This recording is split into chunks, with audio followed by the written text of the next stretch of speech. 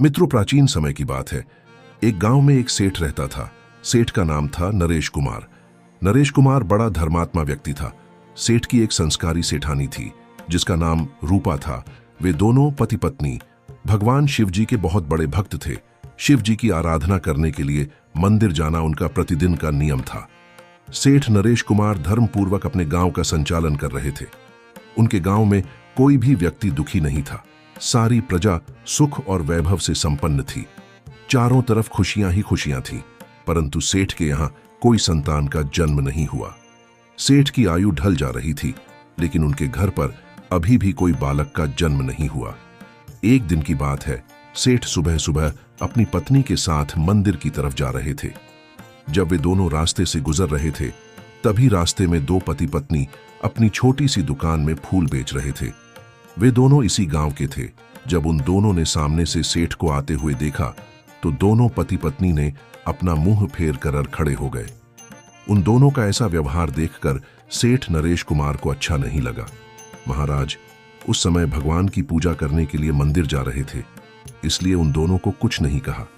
लेकिन महल में पहुंचने के बाद उन्होंने एक सैनिक को बुलाया और कहा कि तुम जाओ और उस फूल बेचने वाले को बुलाकर लाओ, मुझे उससे कुछ बात करनी है।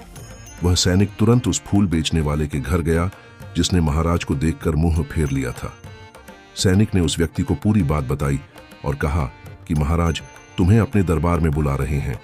वह आदमी मन में विचार करने लगा कि महाराज का आदेश है, टाला तो नहीं जा सकता, मुझे दरबार में जाना पड़ेगा। वह फूल बेचने वाला सैनिक के साथ सेठ के दरबार की तरफ चल दिया। जब वे दोनों महाराज के दरबार में पहुंचे, तब उस आदमी ने सेठ को प्रणाम किया। सेठ कहते, आप मुझे एक बात बताओ, आज सुबह जब मैं भगवान शिव जी के मंदिर के लिए जा रहा था, तब तुम दोनों पति पत्नी ने मुझे देखकर अपना मुंह फेर लिया था, ऐसा क्यों?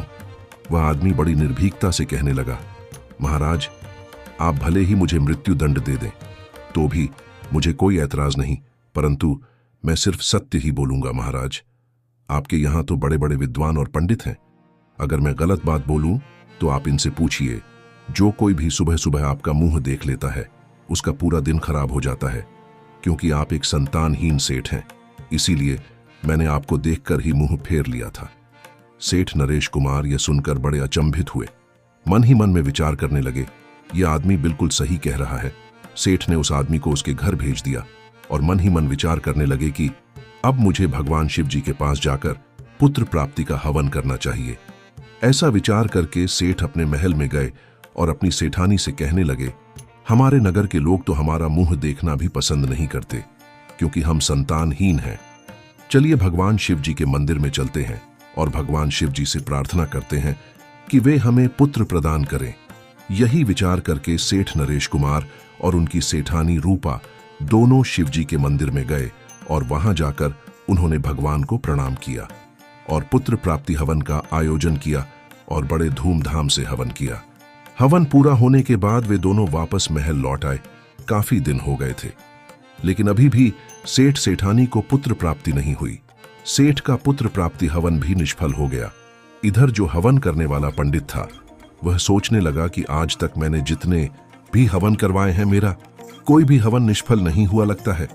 सेठ के भाग्य में ही खोट है, सेठ के भाग्य में विधाता ने कोई संतान नहीं लिखी, इसीलिए तो पुत्र प्राप्ति हवन करने के बाद भी उनके यहां कोई संतान का जन्म नहीं हुआ। अगली सुबह जब वह सेठ अपने महल के पास में खड़े थे, तभी उन्होंने देखा कि महल के दरवाजे के पास सीढ़ियों पर एक साधु बैठे हुए हैं। सेठ ने तुरंत अपने सैनिकों को आदेश दिया कि बाहर जो साधु बैठे हुए हैं, उन्हें बड़े आदर सत्कार से अंदर लेकर आओ। तभी वह सैनिक उस साधु के पास गया और कहा कि हे बाबा, आपको हमारे सेठ महल में बुला रहे हैं, कृपया अंदर आने का कष्ट करें। साधु ने कहा, ठीक है। सैनिक साधु को अपने साथ लेकर सेठ के पास लाए और सैनिक वहां से चला गए। सेठ ने उस साधु को प्रणाम किया। फिर साधु कहते हैं, बेटा, मैंने सुना है कि आपने पुत्र प्राप्ति के लिए हवन किया था, लेकिन हवन करने के बाद भी आपकी कोई संतान का जन्म नहीं हुआ। बेटा, आप ऐसा समझिए कि मैं यहां आपके इस दुख को दूर करने के लिए स्वयं शिव जी ने मुझे भेजा है। मैं आपके इस दुख को समझता हूं और मैं जानता हूं कि आपकी संतान का जन्म ना होने का क्या कारण है। तब सेठ कहते, बताइए बाबा, आखिर मेरे यहाँ संतान उत्पन्न क्यों नहीं होती? तब साधु कहते, बेटा, यह आपके पिछले जन्मों के कर्मों का प्रभाव है। पिछले जन्मों में आपको एक आर्षि का श्राप मिला था कि अगले 7 जन्मों तक आपको कोई संतान उत्पन्न नहीं हो सकती। परंतु महाराज, यदि आप चाहे तो मैं आपको उस श्राप से मुक्ति दिला सकता हूं। आपके घर में एक पुत्र पैदा हो सकता है। सेठ उस साधु के चरणों में गिर गए और कहने लगे, बाबा, यदि आपने ऐसा कर दिया तो मुझ पर आपका बहुत उपकार होगा।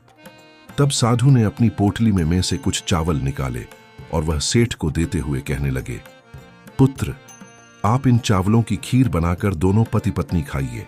उसके 3 महीने बाद अवश्य ही आपको संतान की प्राप्ति होगी। परंतु एक बात हमेशा याद रखिएगा कि इस पुत्र की आयु केवल 21 वर्ष तक होगी। जिस दिन आपका पुत्र 21 वर्ष का हो जाएगा, उसी दिन उसकी मृत्यु हो जाएगी। यह सुनकर सेठ सोच में पड़ गए। वह सोचने लगे, चलो 21 वर्ष ही सही, कम से कम संतानहीन होने का कलंक तो मिट जाएगा।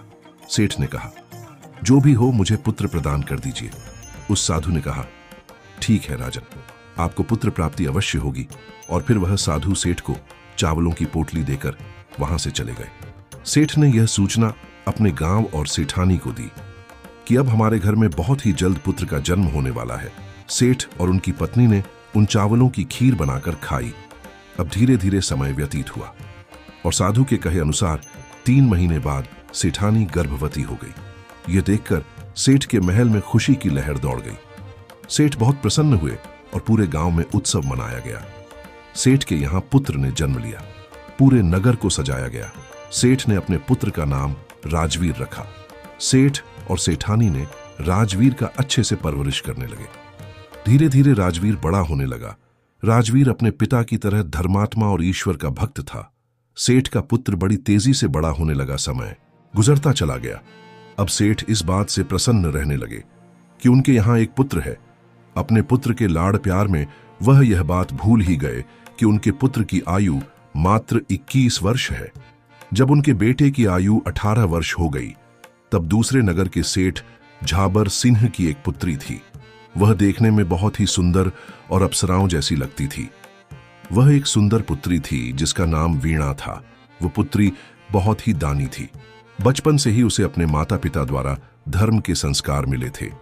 वह प्रत्येक जीव पर दया करती थी।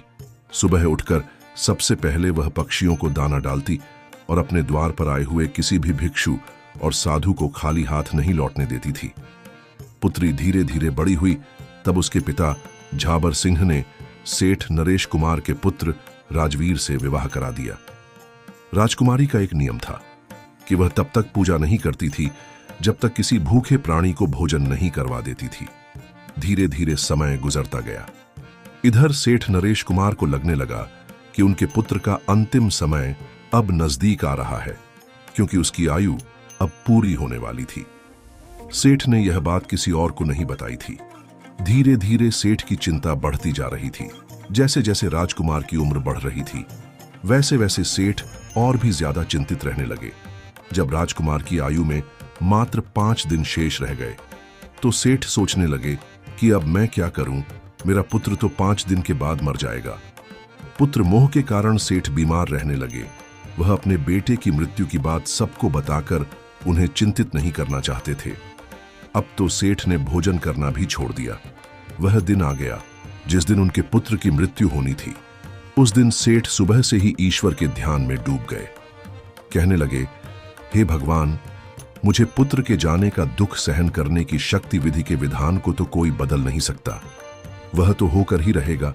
उस राजकुमार राजवीर की पत्नी प्रतिदिन भूखे गरीबों को भोजन करवाती थी, पक्षियों को दाना डालती और रोज की तरह वह अपने धर्म के कामों में लगी हुई थी। इधर यमलोक में यमराज ने देखा कि आज राजकुमार राजवीर की मृत्यु का दिन है, तो यमराज ने तुरंत अपने 2 दूतों को आदेश दिया कि जाओ और 1 घंटे के बाद राजकुमार राजवीर के प्राण उसके शरीर से निकाल कर लाओ। इसके लिए तुम एक सर्प के पास जाओ, उसे राजकुमार की मृत्यु के लिए प्रेरित करो, क्योंकि राजकुमार की मृत्यु सर्प के डसने से होगी। जब उसे कोई सर्प डसेगा तभी हम उसके प्राण हर सकते हैं। यमराज ने अपने दूतों से कहा, जाओ और शीघ्रता से यह काम करो। 1 घंटे के अंदर ही राजकुमार के प्राणों को लेकर आओ। यमराज की आज्ञा पाते ही यमदूत राजकुमार राजवीर के प्राण लेने के लिए चल दिए।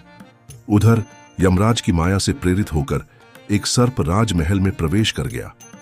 वह सर्प घूमते घूमते उस कक्षा में जा पहुंचा जहां राजकुमार सोता था। सर्प जाकर राजकुमार के बिस्तर में सिमट कर बैठ गया। यमराज के दोनों दूत राजमहल के द्वार पर खड़े हो गए। वे उस समय के पूरा होने का इंतजार करने लगे। कब वह सर्प राजकुमार को डसेगा, तब हम उसके प्राणों को लेकर यमलोक चले जाएंगे। जब वे दोनों दूत यह विचार कर रहे थे, तभी क्या होता है कि एक दूसरे गांव में एक गरीब व्यक्ति रहता था। उसने समय रहते अपनी पुत्री का विवाह कर दिया था, परंतु उसकी पुत्री का पति बहुत ही शराबी था, जुआ खेलता था और पत्नी को मारता भी था। इसीलिए उस गरीब आदमी की पुत्री हमेशा परेशान रहती थी। उसका पति उसे मारता पीटता था और उसे घर से निकालना चाहता था। वह गरीब की पुत्री जब अपने पति के साथ कुछ समय तक रही तो वह गर्भवती हो गई। एक दिन उसने अपने पति की मारपीट से तंग आकर अपने पिता के घर में शरण ली और कहने लगी, पिताजी, आज के बाद मैं अपने पति के घर नहीं जाऊंगी। उसका पिता बूढ़ा हो चुका था, उसकी कुछ कमाई भी नहीं हो पाती थी, इसलिए वह बेचारा भिक्षा मांगकर गुजारा करता था। समय पूरा हुआ तो उसकी पुत्री ने एक बेटी को जन्म दिया। अब उसे बहुत तेज भूख लग रही थी। उसे भोजन की आवश्यकता थी, क्योंकि प्रसव काल की जो भूख होती है वह बहुत ही तेज होती है। वह अपने पिता से भोजन मांगने लगी, परंतु बेचारा गरीब ब्राह्मण भोजन लाने के लिए आसपास के गांव में गया, लेकिन उसके रोज रोज भिक्षा मांगने के कारण उसे लोग भिक्षा नहीं देते थे। गरीबी सबसे बड़ा अभिशाप है। उस गरीब को किसी ने भी भोजन नहीं दिया। इधर उसकी लड़की भूख से बेचैन हो रही थी। वह अपने पिता से कहने लगी, पिताजी, मैं भूख के मारे मर जाऊंगी। बिना भोजन किए हुए 3 दिन बीत चुके हैं। अगर आपको कुछ भिक्षा में मिला हो तो मुझे खाने को दीजिए, नहीं तो मेरे प्राण निकल जाएंगे। तब वह बूढ़ा आदमी कहने लगा, मैं अभी के अभी महल जा रहा हूं। अगर वहां से कुछ मिल जाता है तो मैं तुम्हें लाकर दूंगा। मैं आज ही राजमहल में जाकर वहां के सेठ के द्वार पर भिक्षा मांगूंगा। ऐसा विचार कर वह बूढ़ा पिता चल दिया। इधर राजकुमार की पत्नी, जो कि रोजाना गरीबों को भोजन करवाती थी, उस दिन महाराज बीमार पड़े हुए थे। क्योंकि पुत्र मोह के कारण वह बहुत ही चिंता में थे, इसीलिए आज राजकुमारी ने गरीबों को भोजन नहीं करवाया, परंतु उसने अपने पति के लिए भोजन बनाया और भोजन का थाल सजाकर रख दिया। जब उसका पति आएगा तो उसे भोजन करवाएगी। क्योंकि उसका पति अपने पिता के पास बैठा हुआ था, उसकी सेवा कर रहा था। इधर वह बूढ़ा आदमी महल के द्वार पर आ गया। उसे देखकर राजकुमार की पत्नी उस बूढ़े आदमी पर दया आ गई। बूढ़े आदमी ने उसकी तरफ देखा और कहने लगा, बेटी, यदि मुझे इसमें कुछ भोजन मिल जाए तो तुम्हारा बड़ा ही उपकार होगा। राजकुमारी ने देखा कि यह कोई गरीब आदमी है और मुझसे भोजन मांग रहा है, परंतु यह भोजन तो मैंने अपने पति के लिए बनाया है। अगर इसे यह भोजन दे दूंगी तो मेरा पति क्या खाएंगे। परंतु दूसरे ही पल राजकुमारी के मन में विचार आया कि मेरे पति तो अब भी आए भी नहीं है, वे तो अपने बीमार पिता के पास बैठे हैं। तब तक मैं यह भोजन इस गरीब आदमी को दे देती हूँ। जब मेरे पति वापस आएंगे तो उनके लिए मैं और भोजन बना दूंगी। ऐसा विचार करके राजकुमारी ने अपने पति के लिए बनाया हुआ भोजन उस गरीब ब्राह्मण को दे दिया। भोजन का थाल लेकर वह गरीब ब्राह्मण जल्दी से अपने गांव की तरफ निकल गया। भोजन लेकर वह अपने घर पर आया, क्योंकि उसकी पुत्री 3 दिन से भूखी थी। महल में सेठ का पुत्र, जो अपने पिता की देखभाल करने के बाद वापस अपने कक्ष में आ रहा था, और 2 यमदूत महल के बाहर खड़े हुए थे, उसके प्राण निकलने का इंतजार कर रहे थे। वह नाग बिस्तर पर लेटा हुआ राजकुमार का इंतजार कर रहा था। बूढ़े आदमी ने भोजन लेकर अपनी पुत्री को दे दिया। उसकी बेटी पूछने लगी, पिताजी, यह भोजन आप कहां से लाए हैं? लड़की के पिता ने कहा, बेटी, यह भोजन मुझे राजकुमारी ने दिया है। यहाँ के सेठ की जो पुत्र वधू है वह बहुत ही दयालु है। उसने मुझ पर दया करके यह स्वादिष्ट भोजन मुझे दे दिया। उस भोजन को देखकर लड़की की आत्मा से आशीर्वाद निकलने लगा। वह भगवान से प्रार्थना करने लगी, हे भगवान, जिसने भी यह भोजन दिया है उसका सुहाग अमर हो जाए, वह सदैव सौभाग्यवती बनकर रहे। जैसे ही भोजन का निवाला उस लड़की ने अपने मुंह में डाला, उसकी आत्मा तृप्त हो गई और उसकी आत्मा से आशीर्वाद निकलने लगा कि उसका पति अमर हो जाए। इधर राजकुमार अपने कक्षा की तरफ जा रहा था। यहाँ पर दूत खड़े हुए उसकी मृत्यु का इंतजार कर रहे थे। परंतु जैसे ही राजकुमार अपने बिस्तर पर जाने लगा, तभी वहां एक देवदूत प्रकट हुआ। उसने अपनी शक्ति से नाग को बेहोश कर दिया। नाग अब चल भी नहीं पा रहा था। उसमें आगे बढ़ने की बिल्कुल भी शक्ति नहीं थी। असल में यह सब उस आशीर्वाद का प्रभाव था जो उस भूखी लड़की ने दिया था, जिसके कारण एक देवदूत वहां पर आकर खड़ा हो गया। इसके बाद वह देवदूत उन दो यमदूतों से कहने लगा, तुम इस सेठ को मार के प्राण नहीं ले जा सकते। वह देवदूत कहता है, जब किसी का श्राप लग सकता है तो आशीर्वाद भी लग सकता है। राजकुमार और नाग के बीच में आशीर्वाद के रूप में वह देवदूत आकर खड़ा हो गया है। राजकुमारी का दान मृत्यु को आगे नहीं बढ़ने दे रहा था। यमदूत देवदूत से कहने लगे, तुम यहां से लौट जाओ और हमें हमारा काम करने दो, हम इसके प्राण लेकर जाएंगे। देवदूत कहने लगा, नहीं, ऐसा कभी नहीं होगा। मेरे रहते हुए यह बिल्कुल नहीं हो सकता, क्योंकि मुझे स्वयं भगवान शिव जी ने भेजा है। अब उन दोनों में बहस होनी शुरू हो गई। दोनों में युद्ध शुरू हो गया। देवदूत की शक्ति ने यमदूत को आगे बढ़ने से रोक दिया था।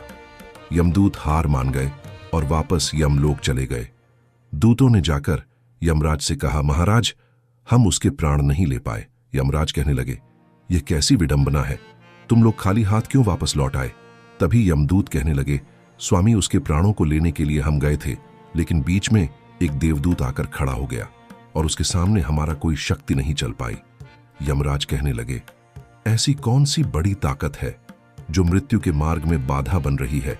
यमदूतों ने बताया, स्वामी, एक तो उसके दान की शक्ति और आशीर्वाद की शक्ति, जिसने देवदूत को और भी शक्तिशाली बना दिया है। यमराज कहने लगे, तुम लोग रहने दो, लगता है मुझे ही उसके प्राण लेने के लिए धरती लोक पर जाना पड़ेगा। और फिर यमराज स्वयं सेठ के महल में प्रकट हुए। यमराज राजकुमार के प्राण हर ही वाले थे कि तभी वहां देवदूत प्रकट हुआ। यमराज को रोक लिया। यमराज देवदूत से कहने लगे, तुम नहीं जानते कि विधि के विधान के अनुसार इसकी आयु पूर्ण हो चुकी है और मैं इसके प्राण लेने के लिए आया हूं। तब देवदूत कहने लगे, आप मुझे बताइए कि क्या श्राप नहीं लगता? श्राप तो शिव जी और विष्णु जी को भी झेलना पड़ा था। यदि आप किसी श्राप का मान रख सकते हैं, तो इसी तरह से आप किसी की आत्मा से निकले ले हुए आशीर्वाद का मान भी रख सकते हैं। तब यमराज बोले, प्रभु, अब मुझे क्या करना चाहिए? देवदूत ने कहा, आप इस राजकुमार की आयु 120 वर्ष कर दीजिए और उसके बाद ही आप इसके प्राण लेने के लिए आइएगा। यही भगवान शिव जी का भी आदेश है। यह सुनकर यमराज ने राजकुमार की आयु 120 वर्ष कर दी। इसके बाद यमराज वापस यमलोक लौट गए और इस तरह से एक भूखे को दान देने पर सेठ के पुत्र की आयु बढ़ गई और मृत्यु भी टल गई। मित्रों, राजकुमारी ने एक भूखे व्यक्ति को भोजन देकर न केवल उसकी मदद की, बल्कि अपने पति की जीवन रक्षा भी की। यह दर्शाता है कि एक अच्छे कर्म का फल हमेशा सकारात्मक होता है। दूसरी बात, यह कहानी यह बताती है कि जीवन में संकटों का सामना कैसे किया जाता है। सेठ नरेश कुमार ने अपने पुत्र की आयु के बाद में जानकर चिंता की, लेकिन उन्होंने अपने दुख का सामना करते हुए संयम बनाए रखा। तीसरा, श्राप और आशीर्वाद का महत्व भी कहानी में महत्वपूर्ण है।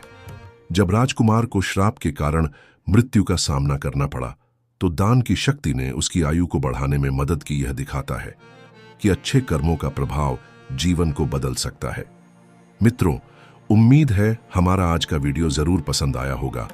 ऐसे ही वीडियो पाने के लिए हमारे चैनल को सब्सक्राइब करें और हमारे वीडियो को लाइक करें, ज्यादा से ज्यादा शेयर करें कमेंट सेक्शन में। जय श्री कृष्णा जरूर लिखिए। धन्यवाद मित्रों।